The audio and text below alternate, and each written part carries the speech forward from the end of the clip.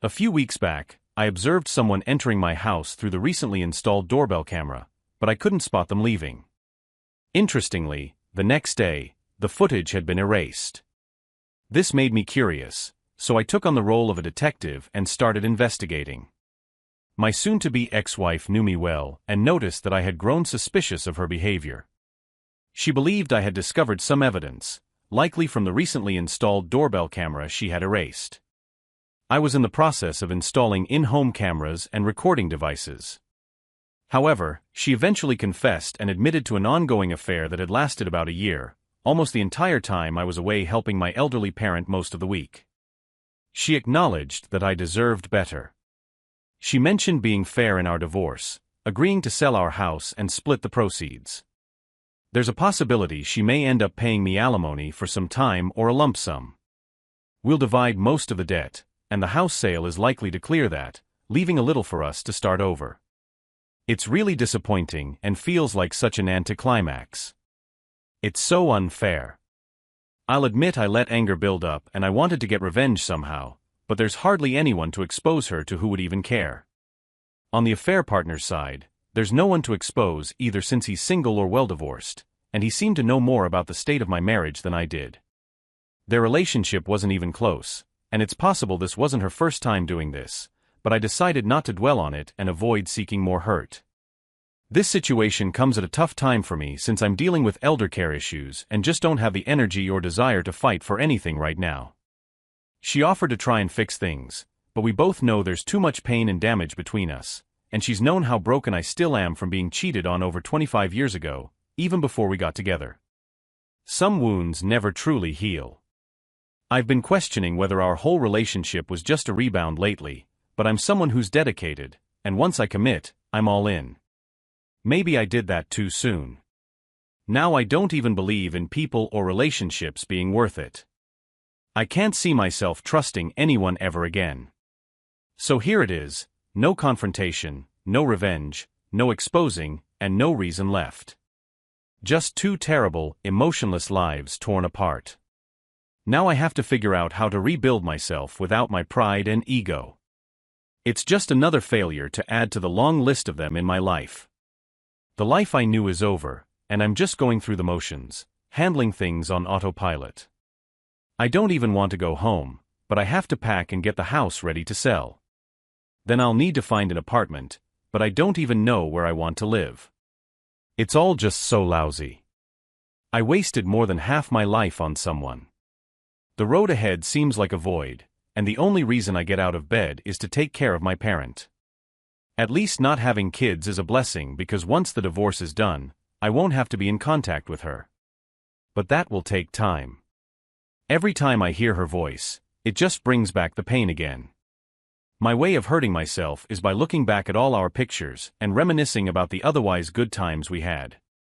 I just don't understand why I'm so stuck in the past, mourning something I thought I was ready to leave anyway.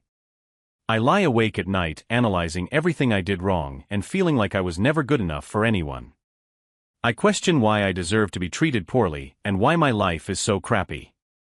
It feels like I'm always on the losing end now. I'm old, broken, and feel undeserving of this crappy life. I have no hopes and dreams, just alone in my own thoughts. More thoughts from later last night. She hasn't even reached out to me since I left, even though I told her not to. I meant it, and I guess she knew that. But there hasn't been a single sorry, or "Hey, are you okay?" from her. Is she just sitting at home acting like it's just a regular Tuesday?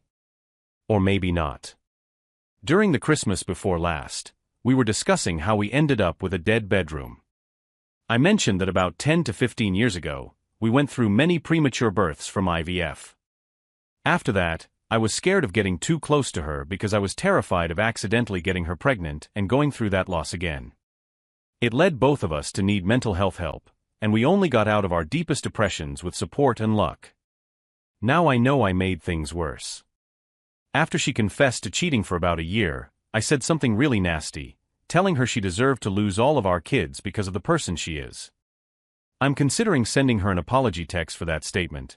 But do you think that mentioning my fears from back then over a year ago made her flash back to that painful time and then led her to cheat on me?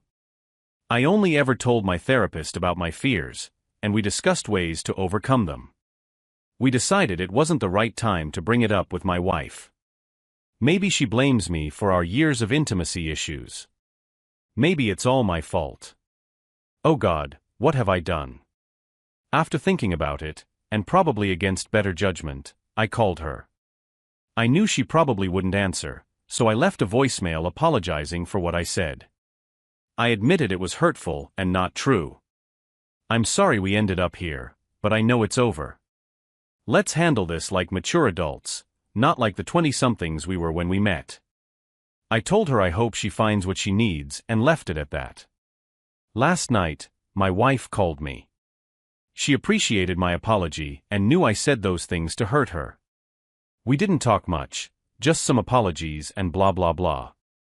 I mentioned I'll be coming home this weekend but need her not to be there. It was mostly civil, but I made it clear I don't care where she goes. I even suggested she stay with her boyfriend, since that's who she wanted anyway. Of course, she denied it and kept saying she wants me back and that we can work things out. She pleaded for one chance, saying she's never done anything like this before and will do anything to make it up. I have to admit, all I want is to go back in time to any moment from the past year or even the worst times in our lives instead of now. But this time, I stood my ground and told her I don't see a way for us to be together now. A whole year has passed, and I can't imagine feeling the same way for her. I only asked one question about it: how many times? She stayed silent for a while, but I didn't say anything. Finally, she asked if I really wanted to know because she didn't want to hurt me even more. I just said I need to know, and that's when she shattered me even more. She said it was only a few times in the beginning, but after about a month, it became almost every day I was away and even some weekends for about 6 months. In the last few months, it was about once or twice a week when I was away. I felt sick, so I muted the call to let out some of the pain.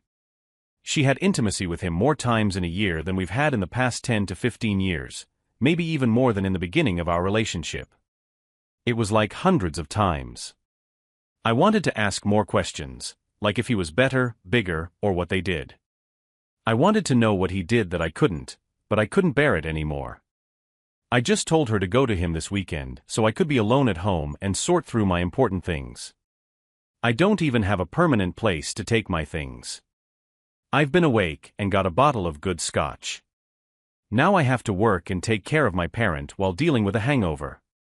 So as we had agreed, I went back to the house to gather some things. Thankfully, she's nowhere in sight. I'm collecting some documents I forgot last weekend and then packing clothes and other stuff. It's all going faster than I expected. I've got my AirPods in playing some good tunes to stay positive. I head to the basement and start packing up a few things from there. It's tough, but I'm determined to keep moving forward before I get too down. As I'm in the basement, I faintly hear the sound of water running in the pipes over the tunes.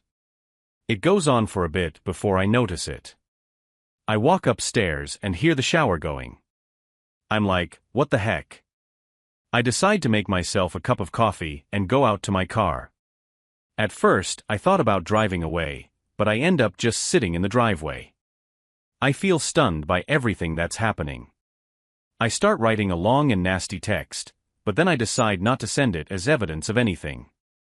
So I just sit there and wait, hoping she'll leave again. While I'm outside, my new neighbor walks by and introduces himself, seeing me standing outside having a smoke. I don't tell him anything, but I try to be friendly. Just as we're about to say goodbye, the garage door opens and she's standing behind her car, asking to speak to me. I have to go through introductions with this new neighbor and my wife. We didn't really talk much, and even the new neighbor could feel the tension and left. Once inside, I was still in shock and just asked her why she was there. She explained that she couldn't check into her new place until later and was at the gym, that darn gym again. She wanted to shower and get some more things. She assumed I wouldn't mind and thought she could come and go without it being a problem. I just stood there wondering, who the heck is this person in front of me? After a brief and awkward apology from her, she suggested we shouldn't be hasty while things are still raw. Maybe we should try more counseling, and she knows we still love each other, blah blah. I looked her in the eye and simply said no. Please leave. I have things to do, and you agreed to stay away. I told her that this is what she caused and then went back to the basement. I'm sitting here now typing this and trying to control myself and my blood pressure. Thankfully, I just heard the garage door open and close, so she's gone, but I'm still a bit of a mess. I want to get back to packing, but my bourbon collection is staring me in the face. I'll admit I already had one good drink earlier. If I have another this early, today will be even more of a bust. Alright, here's what happened. Sunday came after another night of no sleep, just packing and feeling so miserable. It was all so tough going through memories, pictures, and things we chose together. Our wedding album and other stuff only stirred up more emotions I was trying hard to control. But I pushed through and focused on the things that meant the most to me. Unfortunately, one item hit me the hardest: the sealed urn with our children's ashes. We had planned that when one of us or both passed away, we'd mix our ashes and have a relative scatter them in the ocean by our favorite beach. Well, that plan's obviously off now. But here's the thing, I don't know if it's wrong that I want it with me. I mean, I know I have to talk about this with her eventually, but I have no idea how that'll go. I'm not sure if we can have it opened and split the remains. That just feels wrong, like neither of us would have them. I don't even know if that's possible or a thing. I guess I'll ask my attorney once I hire one. At that point, I didn't mention it to her because my trust in her was below zero. Update: here's what's really going on now. Sunday evening, I'm almost done packing the stuff I'm taking with me for now. I wanted to have enough so that if I couldn't stand to come back for a few weeks, I'd be prepared. I picked some important keepsakes and documents too. We had agreed she'd return after 9, and honestly, I didn't want to be there when she came. I resisted the urge to mess with electronics or the router just to spite her. I felt like for once I was being the bigger person, thanks to some supportive calls from a friend and messages here and there. So it's around 7, and I'm loading the last bits into my car. Guess what? No surprise here, she shows up, looks a bit shaken but nowhere near as bad as I felt inside. She starts talking about how it seemed like I was ready to leave again and if I could at least talk to her. I was already annoyed that she was there, and I tried to be strong, but I knew it wasn't easy. I told her I didn't want to be too late and I needed to get back in time to relieve the weekend help with my parent. I only had a few minutes, but if there's something important, she can tell me, and if necessary, I can call her while driving. She said she understood and really wanted to talk about what happened this weekend without me getting angry. She claimed she spent the weekend alone, but I'm not sure if I believe that. She was thinking about everything that happened and what she did to us. She knew I couldn't forgive her, but she said she still loves me and will always be in love with me. She knows I don't believe her now, but she's angry with herself for hurting me so badly and destroying the man who loved her unconditionally and was always there for her. I was trying my best not to shout, sob, hug her, or anything, and just gave her a stoic look of indifference. I'll admit I failed. My eyes watered up, but I struggled not to let the tears fall. Yeah, I failed at that too. I didn't really say much. I just listened and hoped to leave after she said what she needed to. I listened to her saying many things and justifications, reasons why she thought she did this for so long, why she didn't stop herself, and why she thought I didn't care or was cheating on her. She thought I must have been cheating for so many years and that we had become like roommates. Despite everything, she still knew I was the only man she wanted to spend her life with. She wanted to confess to me many times, but she knew I would never be able to accept her back if she told me what she did. She kept insisting that it was all her fault and not mine. She said she'd seek counseling to understand why she did all this for so long. She felt our life together was ruined because she had everything she wanted and believed she could live without intimacy. She seemed to have accepted that. She even told me I could be with other people if I wanted, which sounded like typical cheater talk. But then she confirmed my suspicions. She brought up our conversation from the Christmas before last when she got really angry because I was afraid of being close to her, worried about getting her pregnant again. She thought I used IVF as an excuse and believed I never truly wanted her or a family, especially since I didn't want to adopt. She was upset, feeling that closeness and family were missing from our life, and she blamed me for keeping them from her. She was angry because she thought I blamed her for our child losses and lied about it. She felt I was disgusted by her for losing them and couldn't forgive her. However, she claimed she loved me enough for both of us all those years. When my parent got sick and was out of the hospital, she thought I was using it as an excuse to avoid her. All of a sudden, it clicked in her head, and she realized her worst fears were true. She just wanted to feel loved, but she believed I didn't love her and had been lying the whole time. The so-called gym guy was never even on her radar until all these issues arose. She had never even considered being unfaithful. At first, she wasn't even that emotional with him. She did it out of spite, but then she started missing intimacy and told him it was only about that. She had no intention of leaving me. She claimed she never really talked about me to him, but now I doubt that. Over time, she developed a connection with him and admitted feeling something she hadn't felt in years, though it was nothing compared to what we shared. Eventually, she confessed that it was over with him and hoped I could forgive her and talk to her about finding a way forward. Even if we had to split now, she asked if we could take some time before divorcing. She knows what she did was terrible, but she believes I had been dishonest about this for so many years and should give her the chance she deserved. Honestly, I couldn't hold back anymore and blurted out, "Do you seriously think you deserve a chance after a whole year of cheating?" I had shared my deepest fears in therapy, but I never wanted this kind of situation to happen, so I kept them hidden. I tried so hard in the past few years to connect with her, be romantic and engage, but she hardly acknowledged my efforts. I thought being vulnerable and sharing my deepest secret would bring us closer and show how much I cared, but instead, she used it to cheat and ruin my life. It shattered me, and thoughts of ending everything crossed my mind every day. She admitted she considered it too but decided against it for my sake. I couldn't hold it in and yelled, "But you could do this to me for a whole year?" After calming down, I told her I could never be open and vulnerable with her or anyone else again. She took my fears, weaknesses, and honesty and used them against me, and it changed me forever. I feared that this revelation was the reason for everything that happened afterward, considering the timing and all according to her. But I still wasn't sure if I believed her when she said it was her first time doing something like this. I was already about 45 minutes later than I planned to leave.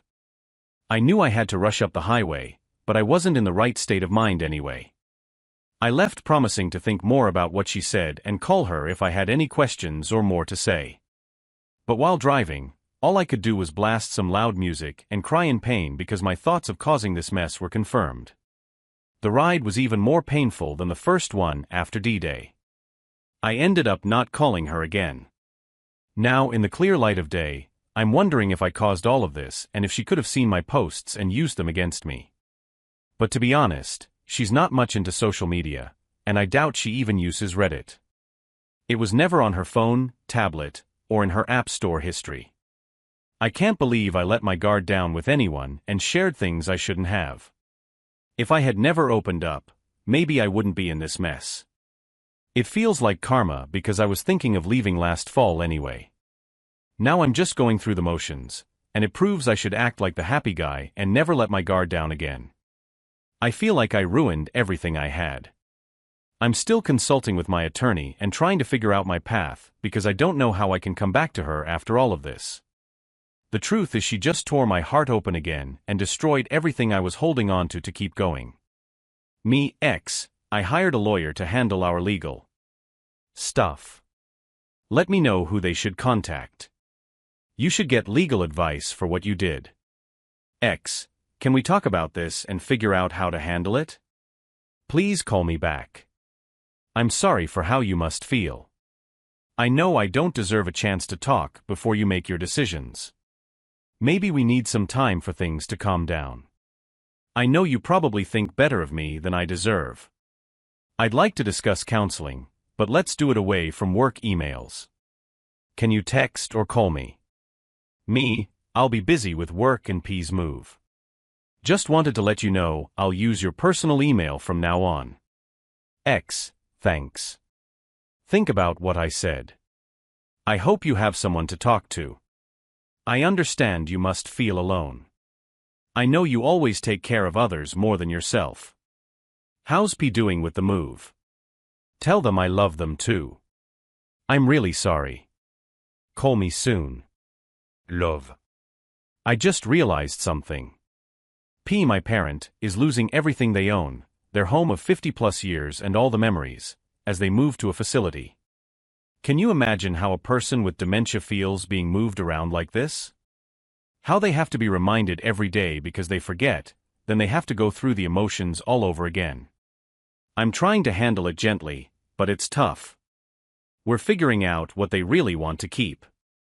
After thinking about the conversation more, what really stuck with me was how she talked about not sending stuff to work. At first, I understood, keeping personal stuff separate from work email makes sense. But then I realized she must have used her work phone for this. Her personal phone was always pristine, and I even updated it for her when she got a new watch last Christmas. I guess I could still have overlooked something though. Anyway, off we go. Update: it's been around a month since my last post about the mess my life and my wayward wife have become. I'm sharing this update because things have both improved and worsened at the same time. If you're interested in the whole backstory, you can check my post history for all the details. But to keep it short, my wife of 25+ years cheated on me for about a year while I was away taking care of my elderly parent most of the week. On the bright side, my parent has been in a care facility for a bit over a month now, and they seem to be adjusting pretty well. I visit them often, and they are generally happy to see me and still recognize me most of the time. I've also handled packing and selling all their stuff and hope to close the real estate deal this week. As for me, I found a better place to stay temporarily. I'm crashing at a friend's place who lives close to work. It's working out well for now, and I considered getting an apartment right away, but this arrangement is doing the job for the short term. Now let's talk about the rest of it. I did serve her with divorce papers, but her lawyer responded in a confrontational way. Recently, I had to deal with a maintenance issue at our old home. It wasn't too serious, but it needed quick attention. Luckily, she wasn't there when I arrived to handle it. I met with the contractor, fixed the problem, and hoped to be gone before she returned. It took a few hours, but I managed to move things around and get it done. But of course, my luck couldn't stay that good.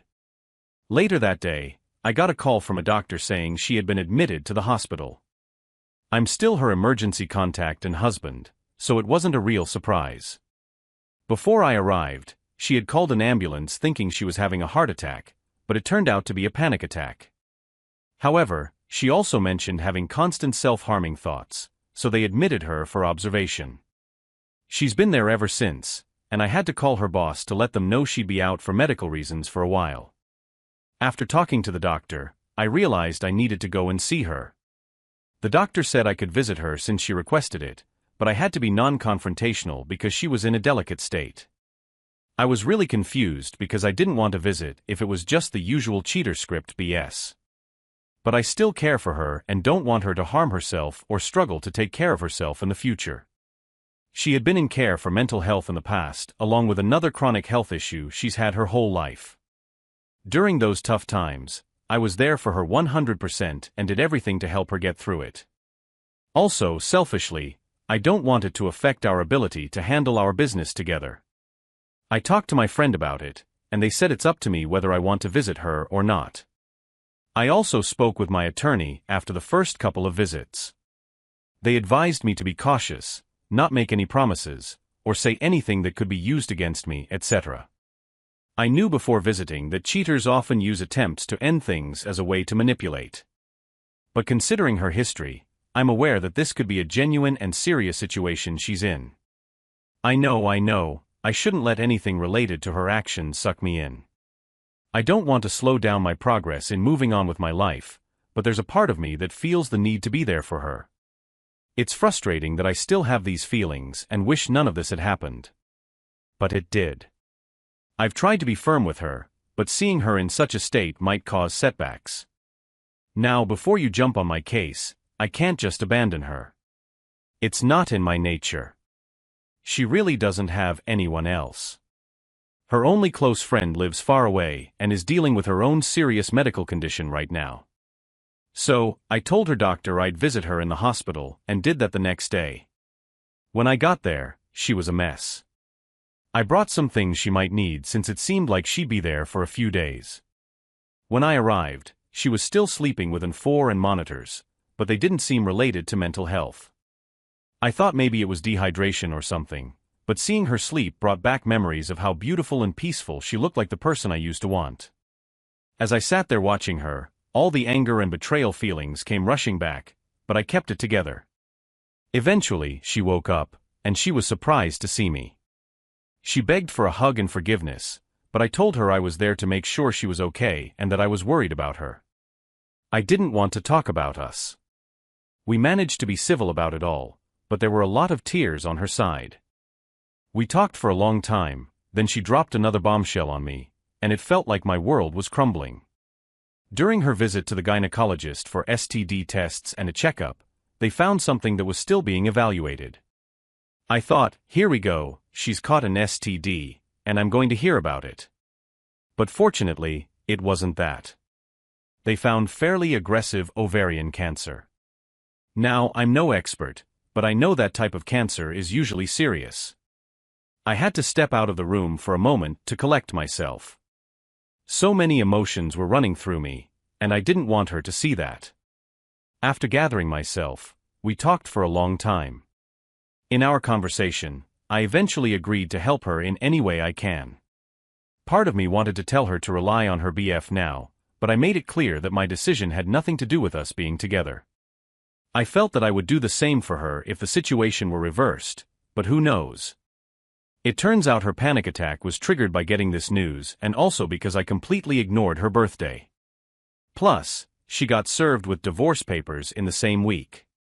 It's like a perfect storm of crap hit her life. It almost feels like karma. She was feeling overwhelmed and thought ending her life would be easier than facing me and this disease alone. She was losing everything and now facing the prospect of losing her life on top of it.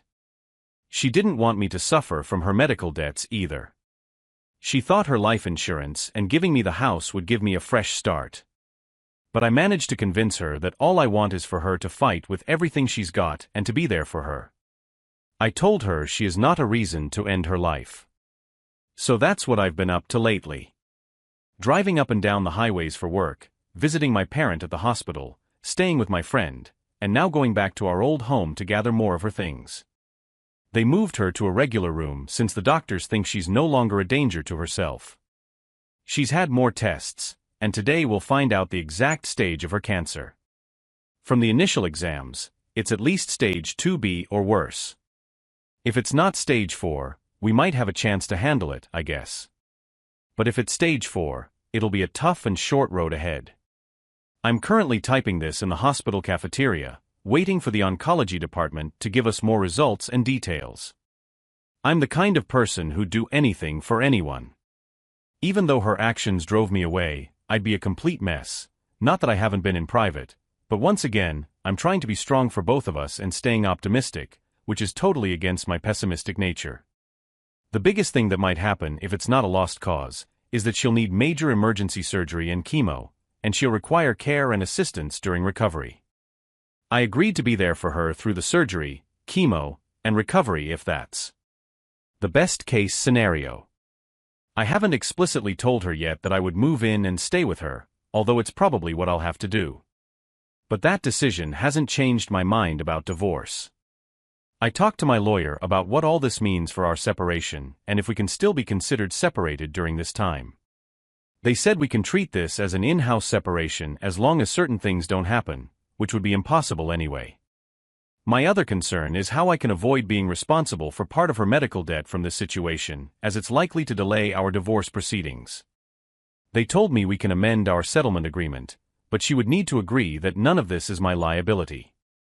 So the question is, can I take care of her through this, avoid getting emotionally connected again, and still move on with my life no matter how this situation comes to an end? Update: for those who are still interested, I finally met with the doctors. It's stage 2B and has spread, but the tumors are still small and haven't reached the bladder or other distant organs like the liver, which is almost impossible to cure. She will undergo serious surgeries and chemo. I had already made up my mind that I would support her in her battle, no matter what she did. I can't just leave her to face this alone without any support. I know some might say it's not my responsibility anymore, but I guess I can't be that cold-hearted person. I initially thought I could be, and I don't care what others think. I'm doing this for myself. Despite supporting her through this, I will continue with our separation and divorce. Unfortunately, I'll likely have to move back in temporarily for in-house separation to help her for a while. I've discussed this with my attorney, and they understand my position. They say we can still consider it as separated time as long as we don't sleep together, which won't be a problem for various reasons. We also need to agree that she won't make the process more difficult, as it seems to be her original plan.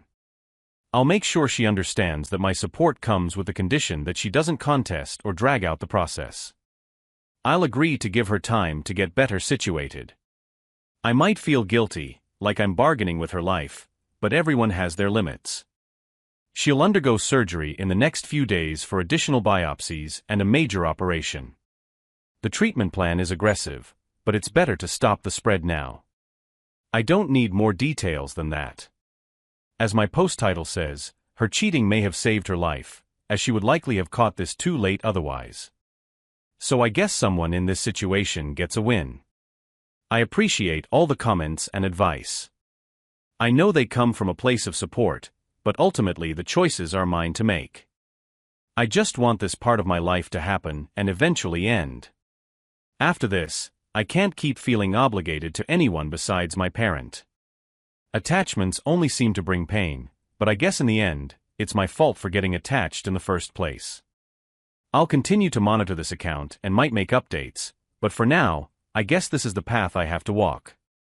I've been at the hospital with WW since yesterday morning, and it's been really rough, just like everything else that's been happening. First of all, she's in a bad state. During surgery, she coded, and they had to stop it because her blood pressure was uncontrollable, among other issues. The surgeon did remove a lot of the cancer, but not all of it. She'll need more surgery, but it's too risky right now.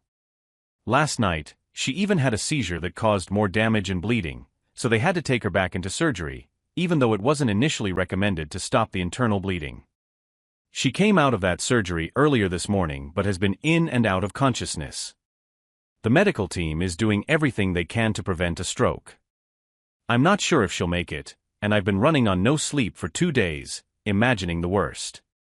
She's a bit more stable now, but it's still a very delicate situation. Adding to the stress, while waiting for her initial surgery, I used her work phone and saw a message from her affair partner a few weeks ago from an unknown number. I noticed she had blocked his other number, but I kept their conversation as evidence. In the message, he was asking how she was and apologizing for how he treated her the last time they saw each other. There's a whole story there that I don't want to go into, but basically, I tracked down the guy involved, and things got messy and dangerous. He contacted her, and she agreed to meet him to avoid legal trouble, but it happened anyway. That was almost a month ago. I did see her response to him where she said he was the biggest mistake of her life, she regretted meeting him, and she wanted no further contact. She even asked him not to reach out for everyone's safety. I don't take this as significant since I found it myself, and she didn't admit anything to me, so I guess she still has her secrets. I managed to go through everything, including her work emails and personal accounts. I even looked back far before last year, and I found nothing suspicious before then. But it doesn't change my mind about the divorce or helping her. I'm just ranting because everything is messed up right now. She might live or die without ever knowing that I know this, and the only thing it proves to me is that she's still capable of lying to me. I don't even know if we'll ever get the chance to talk about it. I guess it doesn't really matter at this point anyway. I might be done with my posts now because nothing else really matters if she's not alive or has some brain damage or is in a worse state than expected. I'll still do whatever I can for her and hope for the best, but honestly, I tend to expect the worst. The best thing I can hope for is to get some actual sleep before the end of the week. Update: So here's the latest episode of my crap show today. WW's condition has been up and down, mostly down. They think she had a small stroke, but she's still hanging on and slightly improving over the weekend. While she's not out of the woods yet, doctors are a bit more optimistic. She's been conscious more but in a lot of pain and on some strong meds. They moved her from intensive care, and she'll probably go into rehab before coming home. On Thursday, WW's best friend M got in touch with me. We hadn't talked since all of this happened. I figured she knew and was just on WW's side no matter what. I left her a voicemail the night after WW's first surgery in case they hadn't talked, letting her know WW might not make it through. I said if she wanted to see her, she should come soon in case the worst happened. M and I were never super close, but they've been friends since their teens and went to college together. We've spent time together during holidays and a couple of vacations. So on Thursday, M called and expressed how sorry she was that we were going through all this and said she'd like to come see WW. She asked if she could stay at the house. I assumed she maybe thought I was still living there. I told her she could stay and use WW's car if needed. I've been at the house part-time, so it's not empty but not every night, and it still hurts to stay in my own house. I agreed because she's always been a really good person, and I know losing her friend is weighing on her. Thursday evening, I picked her up from the airport, and we went straight to the hospital. On the way, we talked more about WW's condition and what had happened since the surgery. She finally tells me she knows what happened with us, but she says WW only told her everything a few days before she was initially hospitalized. When she got the news about the cancer and was served with divorce papers, she told me they hadn't talked much last year, not like before, but she thought it was because WW was struggling with the news about her own medical struggles, and she wasn't good at handling the possibility of losing her best friend. The crazy part was that she had shared her suspicions with WW that her husband was cheating and how they were trying to work through it. She believed it was just an emotional affair and that he had a crush on someone at work but didn't act on it. Eventually, he realized what he was risking and came back to her, according to her. I didn't say much about it except to advise her to verify everything he was saying. I hadn't seen anything about this in WW's text conversations, but since we're all over 50, we're probably more phone call people than texters, so it kind of makes sense. The absolute irony and slap in the face for both of us was that she was advising WW on how to approach her husband about it and handle their marriage counseling. She was helping her set boundaries and demand the respect she deserved, etc. M told me how they argued a lot when she confronted WW about everything. She wasn't sure if they could still be friends after discovering how deceitful WW had been to both of us. M even admitted to cursing her out and saying she deserved whatever consequences she faced in the divorce. It's surprising because M is not the type to use foul language. She's pretty religious and proper. After the argument, WW tried calling M a few times, but M ignored the calls. That's also why she didn't answer my call initially when I reached out to her. She thought I might be trying to involve her more in the situation. However, when M heard my voicemail, she realized that she couldn't stay away without seeing WW again, just in case the worst happened, and she didn't want their last words to be during a heated argument. So she called me to arrange a visit to the hospital.